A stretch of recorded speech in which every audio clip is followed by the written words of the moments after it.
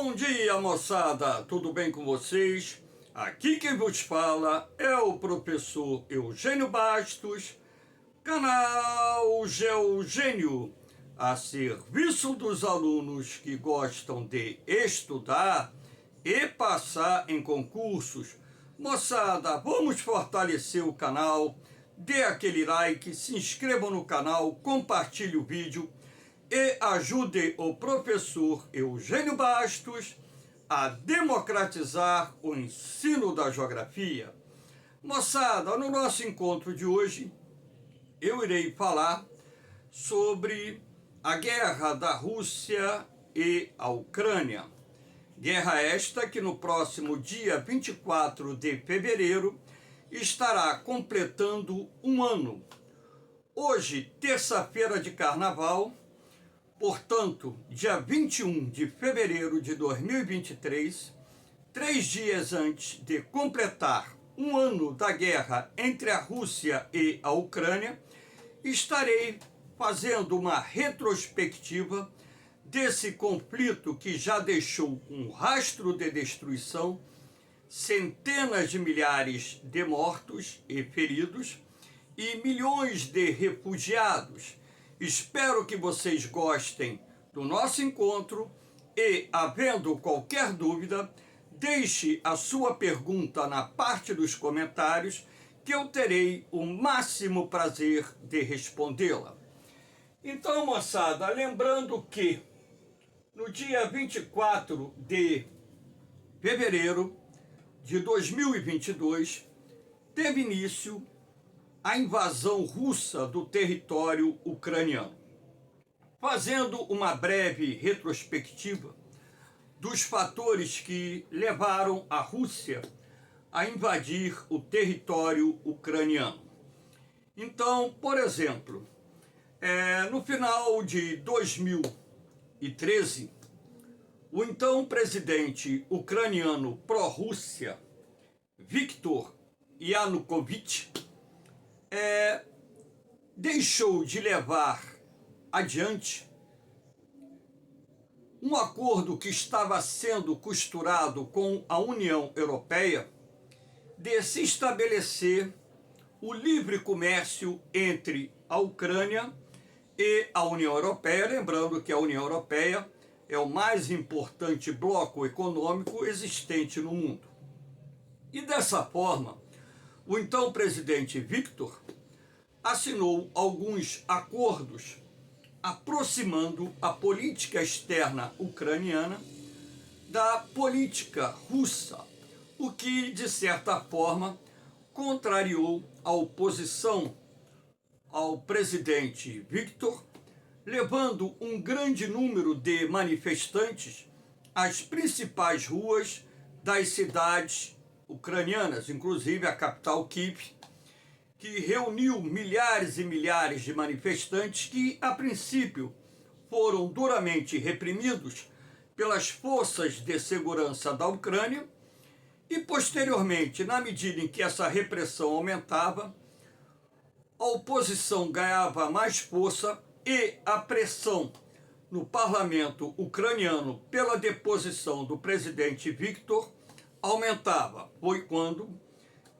no início de 2014, mais precisamente em fevereiro de 2014, o parlamento ucraniano decidiu pela deposição do presidente Viktor e este acabou indo para o exílio, se refugiando na Rússia. Na medida em que o presidente Viktor é deposto pelo parlamento ucraniano, na Crimeia, uma província, podemos assim dizer, um oblast, como eles chamam lá na Ucrânia e na Rússia, os estados, as províncias, composto ou composta, em sua maioria, por russos, cerca de 60% da população da Crimeia é de origem russa, e que, portanto, detém a maioria no parlamento da Crimeia, lembrando que a Crimeia era uma província com relativa autonomia, podemos assim dizer, um oblast autônomo, subordinado ao governo de Kiev. Então, o parlamento da Crimeia, composto em sua maioria por russos, decidiu declarar a independência da Ucrânia e solicitar a incorporação da Península da Crimeia à Federação Russa, o que foi prontamente aceito dias depois pelo parlamento russo e sacramentado pela assinatura do presidente Vladimir Putin da anexação da Península da Crimeia, lembrando que a Península da Crimeia tem um valor estratégico muito grande para a Rússia, não só porque ali se encontra a base naval de Sevastopol, que é a principal base naval russa que opera no Mar Negro, assim como na Península da Crimeia nós temos solos de grande fertilidade, lembrando que na Ucrânia nós encontramos um solo chamado Chernozion, que é tido como o solo de maior fertilidade existente no planeta. E lembrando também que, em função dessa fertilidade, a Ucrânia é um dos grandes produtores mundiais de grãos. E também há de se destacar que, dentro desse contexto, ocorreu um movimento separatista em Donbass, que inclui ali, por exemplo, Donetsk, Luhansk e por aí vai, onde também a população ali residente é de maioria russa, que lutava e lutou pela independência desses oblastes, ou seja, dessas províncias, para a posterior anexação ao território russo. É bom lembrar que o Vladimir Putin já esteve à frente do governo da Federação Russa várias vezes no passado, e em vários dos seus discursos ele disse que defenderia os interesses da Rússia e a população russa onde ela estivesse. Lembrando que a Ucrânia fazia parte da União das Repúblicas Socialistas Soviéticas e que, portanto, uma parte da população residente na Ucrânia, de fato, é descendente de russos, e sendo assim, o presidente Vladimir Putin cumpriu a sua promessa de defender os interesses não só dos russos que vivem na Ucrânia, assim como os interesses geopolíticos estratégicos da Rússia em território ucraniano. Claro que essa guerra ela não resultou única e exclusivamente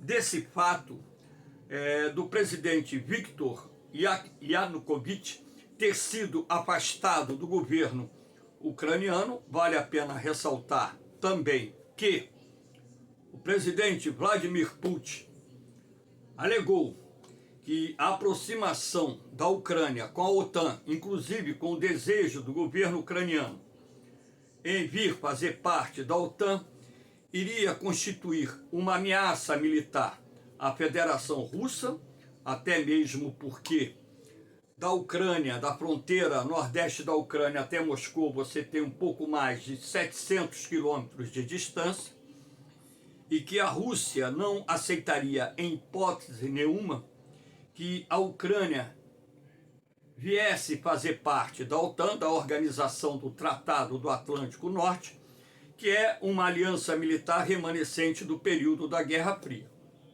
E também o presidente Vladimir Putin alegou por diversas vezes que a Ucrânia historicamente pertence à Federação Russa, algo totalmente contestado, até mesmo porque impérios dos mais diferentes tipos dominaram aquela região, enfim. E ainda o presidente Vladimir Putin alegava que o crescimento do neonazismo na Ucrânia constituía também uma ameaça aos interesses da Federação Russa. Então, ao longo dos 2 anos que antecederam o início da invasão da Ucrânia, a Rússia começou a concentrar efetivos militares ao longo da fronteira com a Ucrânia e também aumentar a presença militar na Bielorrússia, que é um país que também fazia parte da Federação Soviética, da União das Repúblicas Socialistas Soviéticas, e que é aliado do governo russo.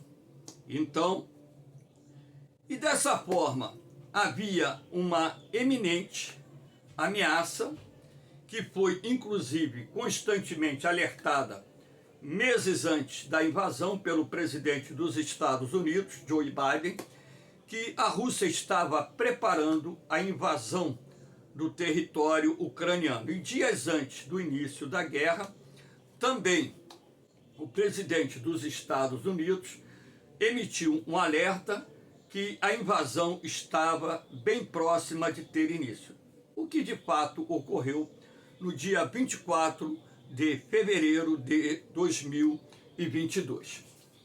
Então, aqui nós temos, para que vocês tenham ideia, uma comparação aproximada, né, do poder bélico da Ucrânia e da Federação Russa por ocasião do início do conflito entre os dois países. Então, uma disparidade enorme entre os dois países, até mesmo porque a Federação Russa é uma das maiores potências militares existentes no mundo.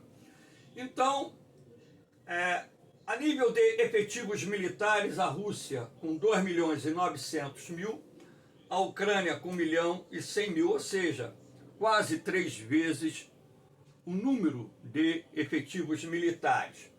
Reservistas, a Rússia 900.000, a Ucrânia 200.000. Na ativa, a Ucrânia 200.000 e a Rússia 900.000.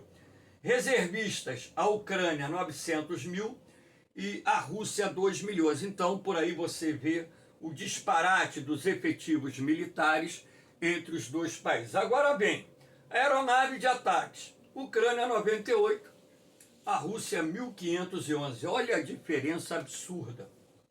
Helicópteros de ataque, Ucrânia 34, Rússia 544.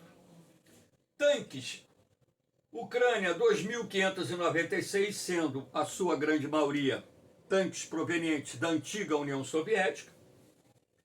E a Federação Russa 12.240, olha a diferença enorme. Veículos blindados, Ucrânia 12.303, Rússia 30.122. Artilharia, a Ucrânia com 2.040 peças de artilharia, a Rússia com 7.571. Aqui não está sendo levado em consideração a Marinha de Guerra, porque a Marinha de Guerra da Rússia muito maior do que a Marinha de Guerra da Ucrânia. Então, essa diferença gritante entre o poderio bélico da Rússia e da Ucrânia me levou a crer que essa guerra entre os dois países seria uma guerra relâmpago. Inclusive, nas primeiras aulas que eu gravei sobre o conflito, eu dizia que provavelmente essa guerra não passaria de um mês, tamanha a diferença entre o poder militar da Rússia e o poder militar da Ucrânia. Mas eu acabei me equivocando, assim como tantos outros analistas militares, e a guerra agora está a 3 dias de completar um ano sem um prognóstico de vencedores. Ou seja, a guerra está praticamente estabilizada. E nós veremos isso no transcurso da aula. Então, aqui nós temos no dia 24 de fevereiro de 2022, o início da guerra, quando então tropas russas iniciaram a invasão através de Luhansk e Donetsk, essas duas províncias ou oblasts localizadas na região de Donbás, iniciaram a invasão do território ucraniano, também através da península da Crimeia e também através da Belarus, onde a Rússia mantinha um grande aparato militar, com uma grande quantidade de militares, soldados e também veículos blindados, armamentos e etc. Então, na verdade, o início da guerra foi acompanhado de um avanço por terra, combates por terra, ataques aéreos de precisão que minaram a infraestrutura da Ucrânia, destruíram sistemas de defesa aérea, destruíram importantes bases militares ucranianas, porque, por um erro estratégico do Ministério da Defesa da Ucrânia, eles pensavam que a invasão seria restrita apenas em Donetsk e Luhansk. Eles não levavam em consideração que essa guerra seria uma guerra que viria de vários frontes, razão pela qual podemos assim dizer que foi um ataque surpresa que culminou com a destruição de uma parte considerável da infraestrutura militar ucraniana, que acabou garantindo aos russos, por exemplo, nos 2 primeiros meses de guerra, um avanço bastante significativo. Então, isso inclusive fazia crer e reforçava aquela tese de que essa guerra não iria se estender por muito tempo. Aqui nós temos, um retrospecto da guerra do dia 23 de fevereiro até o dia 22 de maio. Então, aqui, mais uma vez, nós temos as 2 províncias ou oblastes que parcialmente estavam ocupados pela Rússia ou por russos pró-Rússia, Luhansk e Donetsk, não na sua integridade, mas parcialmente. E no dia 24, então, nós temos o início da guerra. Então, no dia 15 de março, vocês podem perceber que a Rússia obteve importantes conquistas no território ucraniano. A Rússia chegou, inclusive, a invadir cerca de 40% do território ucraniano. E agora, o que vocês podem perceber é o seguinte: no dia 13 de abril, repare que as operações militares da Rússia no norte e nordeste praticamente cessaram. Por quê? Havia um complicador muito grande para o exército russo no que se diz logística de guerra. Ou seja, a Rússia estava com muita dificuldade de abastecer os diferentes frontes e, com isso, sem peças de reposição, sem munições, sem combustível, isso deu à Ucrânia a condição de contra-atacar e, claro, com a chegada das armas enviadas pela OTAN, pelos Estados Unidos e outros aliados dos Estados Unidos, a Ucrânia começou não só a melhorar a efetividade do seu exército no combate contra as forças invasoras russas, assim como expulsar os russos do norte e nordeste do país. E repare aqui, no dia 22 de maio, um pouco mais de um mês depois do dia 13 de abril, repare que os russos, eles conseguiram ocupar essa parte aqui de Luhansk e ampliar novamente os seus domínios territoriais sobre a Ucrânia. Mas essa conquista nessa região aqui, ela foi relativamente provisória, até mesmo porque a Ucrânia ela foi se preparando para uma contraofensiva que obteve êxito no outono do hemisfério norte, como nós veremos aqui agora. Então vocês podem perceber o seguinte, que essa faixa roxa já é aquela parte do leste ucraniano que foi retomada pelo exército da Ucrânia na ofensiva do outono, que começou em setembro, e também aqui na região de Kherson e Zaporizhia, o exército ucraniano também começou a expulsar os russos, que também acabaram, inclusive, se retirando dessa margem aqui do rio Dnipro, que é o principal rio que banha o território da Ucrânia. Então, toda essa faixa aqui, que ainda nesse mapa está ocupada pelo exército russo, foi abandonada por uma retirada às pressas do exército russo, mediante a eminente contraofensiva da Ucrânia nessa região, até mesmo porque tudo levava a crer que a contraofensiva maior da Ucrânia seria aqui no sul, até mesmo porque o objetivo da Ucrânia é retomar a Crimeia, que considera território, inclusive a própria ONU reconhece a Crimeia como parte indissolúvel da Ucrânia. Mas, para a surpresa dos russos, a Ucrânia iniciou uma contraofensiva muito forte aqui no leste do país, que também acabou obrigando o exército russo a recuar, razão pela qual a Ucrânia conseguiu recuperar uma parte considerável do seu território. Essas faixas azuis aqui, ó, são territórios que foram recuperados pela Ucrânia na ofensiva do outono do ano passado. Então, repare que não só na região de Kherson, inclusive na cidade de Kherson, que é uma grande cidade que chegou a ser ocupada pela Rússia, os ucranianos retomaram, assim como em toda essa área aqui de Kharkiv, que é uma importante cidade que também esteve sob o domínio russo e que foi retomada pelos ucranianos. Então, hoje o que você verifica é que os domínios territoriais, a invasão russa está se restringindo mais ao sul e uma parte do leste da Ucrânia. Então, essa guerra vem se arrastando há vários meses, com alguns avanços, ora por parte dos russos, como, por exemplo, na região de Bakhmut, que é uma cidade localizada mais ou menos nessa área aqui, como também os russos têm tentado tomar a cidade de Volodar, e a ofensiva ali fracassou com uma derrota vergonhosa das tropas de elite da Rússia.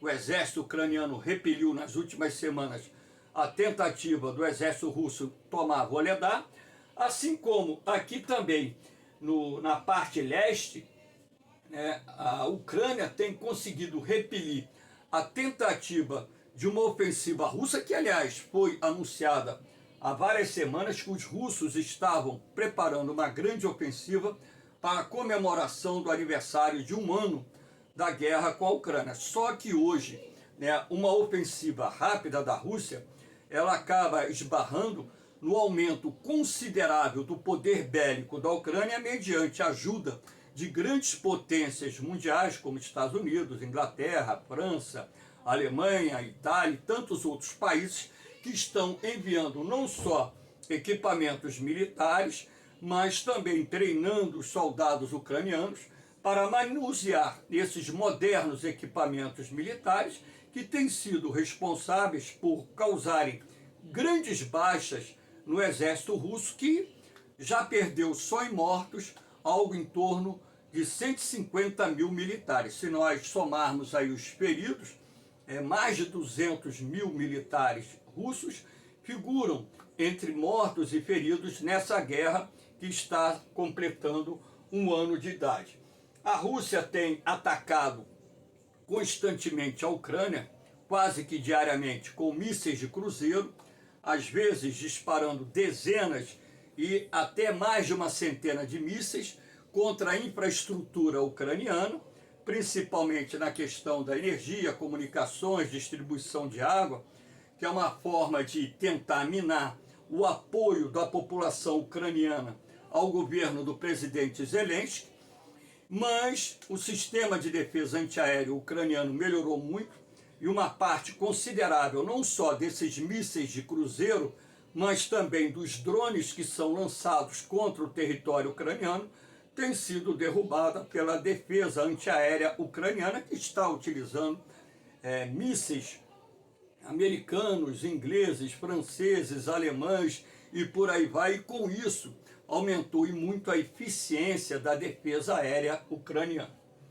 Então, aqui nós temos também um outro aspecto, os efeitos das sanções econômicas à Rússia. Então, lembrando que no transcurso dessa guerra, logo no início da invasão da Ucrânia, Estados Unidos, União Europeia, Canadá, Japão, Coreia do Sul e outras tantas nações imporam sanções econômicas de forma a sufocar a economia russa e levar o presidente Vladimir Putin a desistir dessa guerra contra a Ucrânia. E sendo assim, claro que essas sanções econômicas causaram um efeito negativo à economia russa, que em 2022 fechou com uma recessão de 2%. No início até acreditava-se que essa recessão poderia ser acima de 6%, 8%, mas ela ficou em torno de 2%. Agora, recessão é recessão, isso quer dizer que a economia russa encolhendo, você tem uma redução da arrecadação por parte do governo, e sendo assim, maior dificuldade para a Rússia é manter uma máquina de guerra que custa milhões e milhões de dólares por dia. Aliás, mais de $1 bilhão diários é o custo dessa guerra para a Rússia. Estima-se em torno de 1 bilhão e 900 milhões de dólares os gastos diários da Rússia nessa guerra. Então, se você colocar aí 12 meses com gasto nesse tipo, o que a Rússia já desembolsou para manter uma guerra tão longa quanto a Ucrânia já é superior a 500 bilhões de dólares, ou seja, já é praticamente o valor das reservas internacionais que a Rússia dispõe. Então aqui nós temos apenas alguns aspectos, Olha só, 75 bilhões de redução nas reservas cambiais de Putin. Lembrando que parte das reservas russas estão congeladas em bancos internacionais, principalmente nos Estados Unidos. A Rússia não pode utilizar e o governo americano já disse que vai utilizar esse recurso para a reconstrução da Ucrânia. 500 mil pessoas fugiram da Rússia, em sua maioria trabalhadores escolarizados e qualificados, fugindo da convocação feita pelo presidente Putin para aumentar o efetivo militar, os mobilizados, como são chamados. Então, muita gente acabou fugindo da Rússia para países vizinhos ou migrando para outros países, e dentro desse contexto nós temos inclusive a fuga de cérebros, ou seja, profissionais altamente qualificados, e isso é muito ruim para a Rússia. Queda de 50% nas importações em função das sanções econômicas, isso de certa forma é extremamente prejudicial à economia da Rússia. 1.000 ou mais empresas estrangeiras encerraram suas operações na Rússia. Estamos falando de grandes grupos multinacionais que fecharam um número enorme de postos de trabalho na Rússia, consequentemente gerando também uma queda de arrecadação de impostos significativa para o governo russo. 20% de redução nos gastos dos consumidores e nas vendas no varejo, isto porque a inflação ela subiu em função da guerra, e com isso a perda do poder aquisitivo da população russa está aumentando a dificuldade das pessoas adquirirem bens de consumo, e isso também afeta as indústrias locais, as empresas locais como um todo, se refletindo também na queda da arrecadação de impostos, o que é extremamente prejudicial ao governo russo. Aqui nós temos ajuda militar à Ucrânia. Como eu disse, essa ajuda militar tem como principal financiador os Estados Unidos, que já enviou bilhões de dólares em ajuda militar para a Ucrânia, desde o sistema de lançamento de mísseis HIMARS, que são mísseis que têm um alcance de 80 quilômetros, são armas inteligentes, difíceis de serem abatidas, e o fornecimento desse sistema de lançadores de mísseis tem sido um diferencial para a Ucrânia, que tem conseguido destruir concentrações de tropas, depósitos de munições, enfim, atacar inclusive alguns pontos chaves do exército russo. Aqui nós temos também armamentos que provavelmente são lançadores de mísseis antitanque, provavelmente pelo casulo que está aqui, tudo indica que é lançador de míssil antitanque. Aqui nós temos o Javelin, que é um míssil de alta eficiência que tem causado a destruição enorme de muitos veículos militares russos. Agora os americanos anunciaram o fornecimento dos tanques pesados Abrams. Esse tanque, ele é muito mais moderno que a geração de tanques da Rússia. Ele tem uma capacidade de efetividade na zona de combate muito grande, e a Ucrânia estará recebendo agora, nas próximas semanas, 700 tanques de canhões vindos não só dos Estados Unidos, como da Alemanha, da França, da Inglaterra, da Itália, de vários países da OTAN, aumentando em muito a sua capacidade, não só de defesa, como também de ataque. Também está sendo estudado a possibilidade de envio de mísseis de alcance maior. Os ucranianos estão solicitando mísseis com capacidade de atingir alvos a 180 quilômetros para atacar a retaguarda, os depósitos de munições, a retaguarda do exército russo. Os americanos ainda estão reticentes porque temem que a Ucrânia utilize esses mísseis para atacar em cidades da Rússia, o que poderia gerar uma escalada do conflito que não interessa tanto para os americanos e a OTAN, que esse conflito saia dessa zona de contato entre o exército russo e o exército ucraniano, apesar de que a Rússia tem atacado frequentemente cidades ucranianas, causando inclusive a morte de milhares de civis, incluindo aí centenas de crianças, enfim.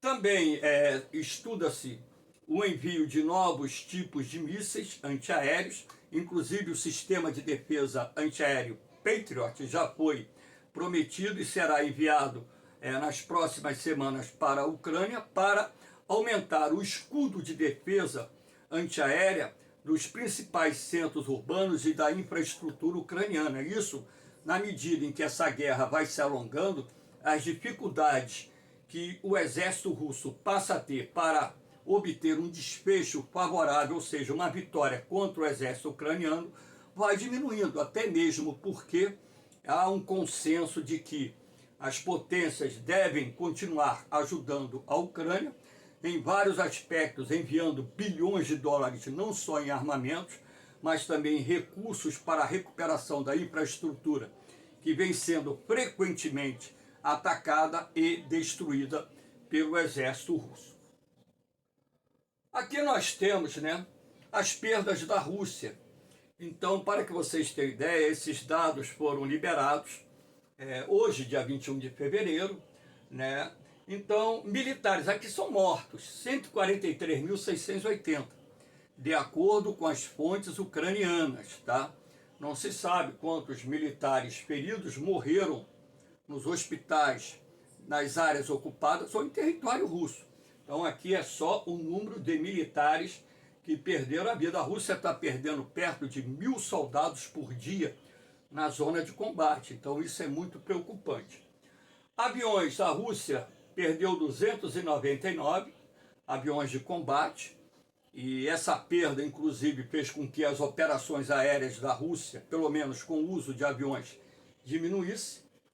Helicópteros, 287, ou seja, quase a metade da frota de helicópteros de ataque da Rússia foi destruída pelo sistema antiaéreo da Ucrânia. Tanques de canhão, 3.336, tanques dos mais diferentes modelos. Veículos de combate, 6.553, repare, um número muito grande. Sistemas de artilharia, 2.334.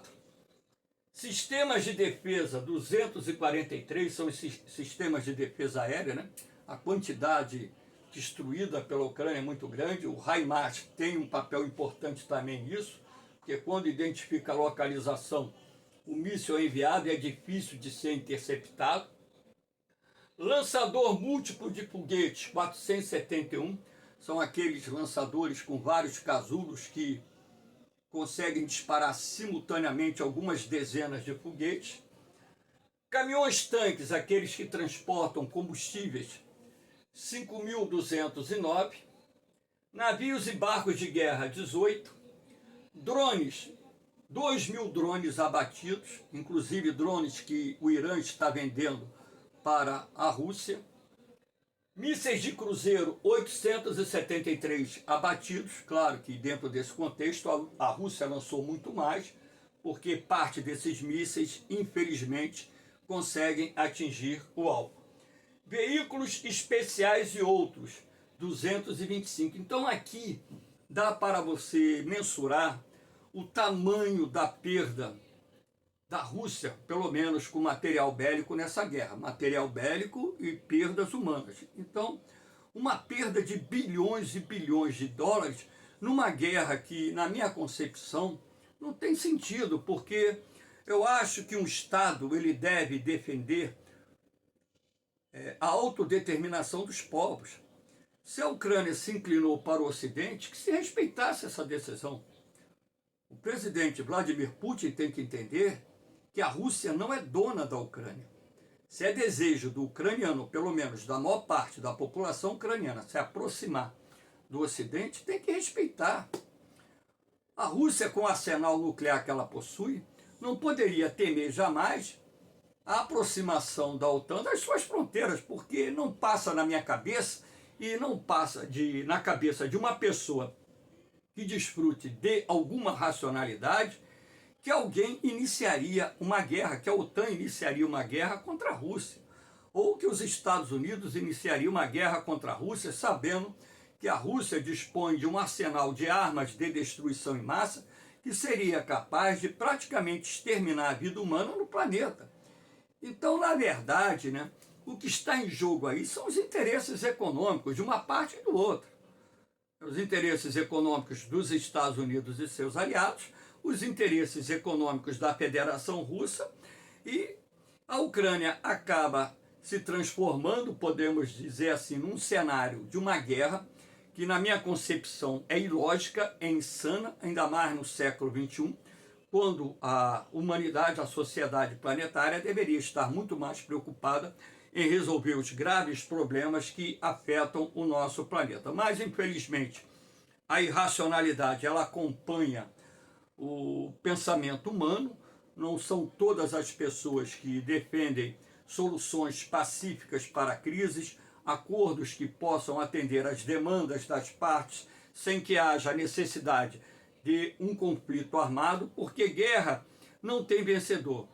Perde quem perdeu, perde quem ganhou.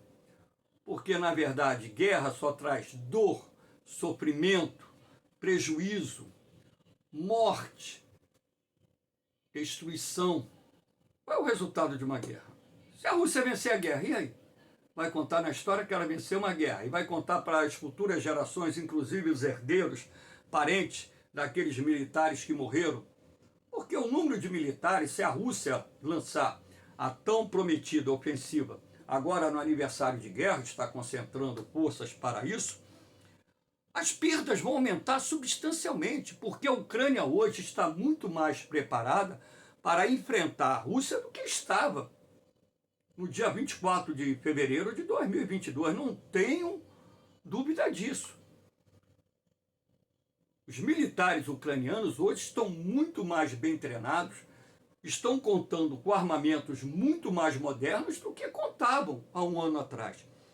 Então, essa guerra, na verdade, ela ainda vai se arrastar, não sabemos o tempo que vai se estender esse conflito, mas infelizmente ainda vamos ter muita morte, muita destruição, enfim.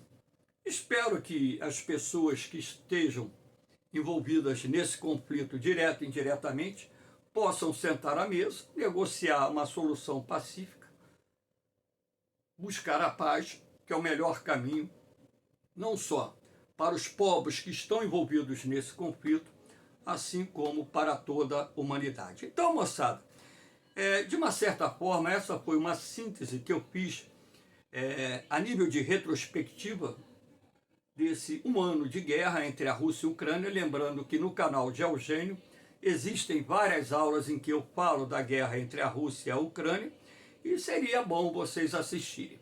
O canal de Eugênio não é monetizado, é um canal que tem por objetivo a democratização do ensino da geografia, razão pela qual eu peço vocês que ajudem a divulgar esse trabalho para que um número maior de jovens possam ter acesso a essas aulas que não tem custo nenhum.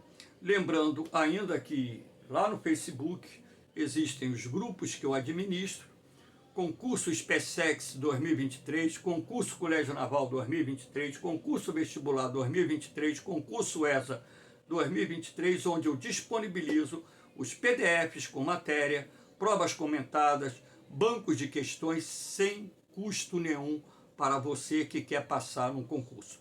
O canal de Eugênio está democratizando o ensino da geografia. Eu não estou fazendo isso para ganhar dinheiro. Já falei e volto a repetir.